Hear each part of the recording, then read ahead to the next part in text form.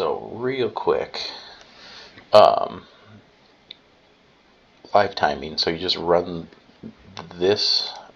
Let's see here. Let's see if I can pull this up.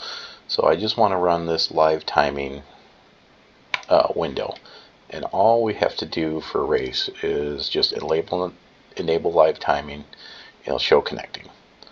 All the settings will be pre-set up, so you don't have to worry about it. It says disconnected because I'm not running a game here at work. While it's running, all this information shows up that I kind of screenshotted you guys. But as results are done, all it does is it knows the qualifying session. It ended. It was at Monza. It was yesterday, 18 minutes. Same thing with the race. It kind of knew what track, what day, and what the event was. And it knows, based off our calendar, we run Monza October 23rd at night. And it knew that it matches up those tracks, those dates.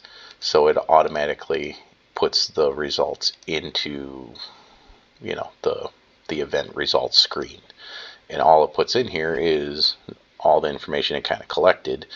Drivers are blank for qualifying. Race, same thing, drivers are blank, but it picked up all this additional information that you don't have to enter. All we have to do is just know who finished where and just start typing it in. So we know that Senni won. So we start typing in Senni, or anything that we know is gamer tag, and we entered it from the driver screen. Any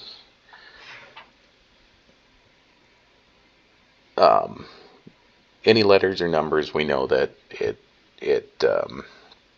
starts filtering out. So we'll go down. I know Warbird finished fourth. I don't have the picture up, so I just type it in War, or I can type in OLO, and it pulls up and it knows it's him. So we just start filling this out. Qualification, same thing. You just start filling that out. If we don't know, I know that Senni took pole, right? So all we have to do is just fill out those results, and that's basically it. Let me see if we don't have, if you don't know what the qualification results are, we know where each driver started and where they finished. So we know Senni was 1, Alpine started 2, the Sauber started 3, Warbird started 9, so Warbird would be 9, so we can just type in Warbird. I took a picture of the qualifying results, so I'll just run through that. So I know the Alpine was Irish, Kick was Echo, Aston Martin was Amarno, Merc was Black Spartan, Racing Bulls was Elmer, the McLaren was Fitz, 9 was Warbird, KBT in the Sauber, Ferrari Nico, so just N. Pulls up any driver. Right now I only have tier 2 drivers in our driver database, so it they might show more.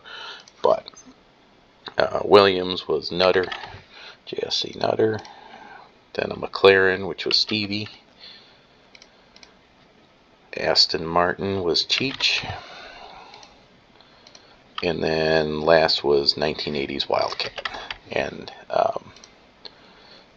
1980 is a reserve.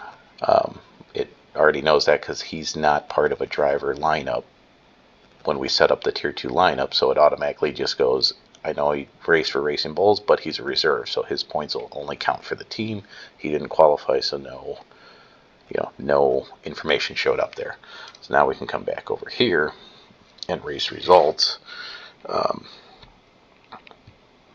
This is where we just got to select who finished where. So we know that Senni first, Irish was second, Sauber was Echo, then it was fourth was, oops, I'm sorry, I started entering qualifying results. So I can just erase that. Pulled up the wrong screen. Race results. Okay, so it was Senni. Oh, still Irish was 2.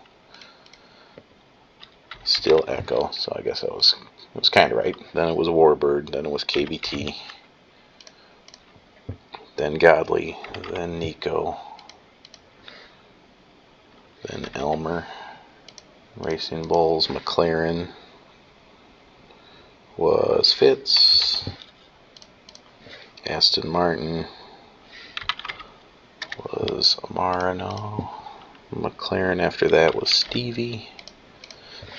Then we get into the DNFs automatically. I think 10.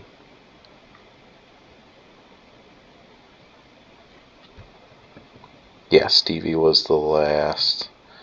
Black Spartan DNF'd. Then Nutter DNF'd. And then 1980s Wildcat. 1980s Wildcat DNF'd. And then the last one was Cheech. And they get marked DNF. And then as we're filling this out, it automatically fills out driver points, team points, because you can have separate one of those. Penalty points in game, that's what all these kind of headers mean. Down here, fastest lap, it already knew I took it and what the time was.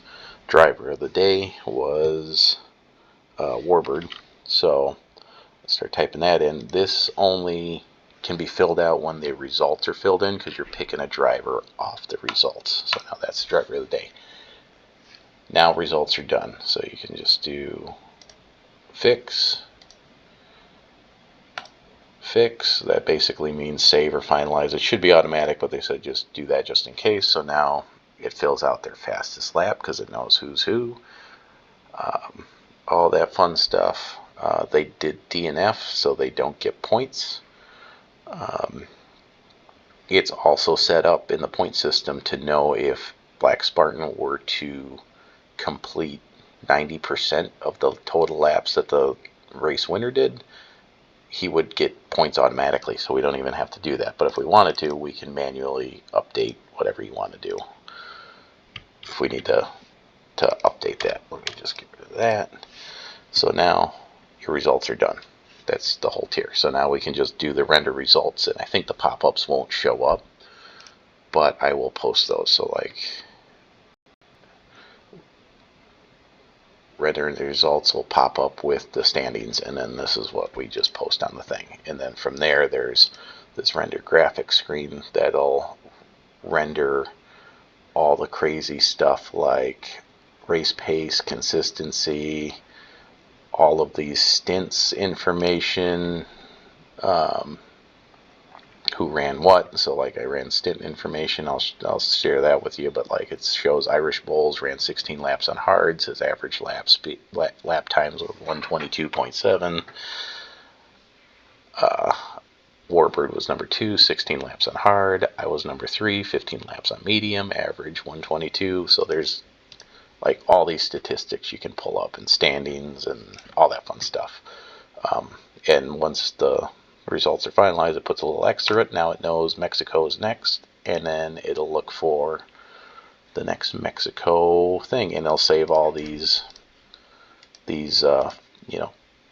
information dumps, if you will, and you can update these as needed and do what you need. Is can look back if you need to and edit standings and reclassify them, and that's it.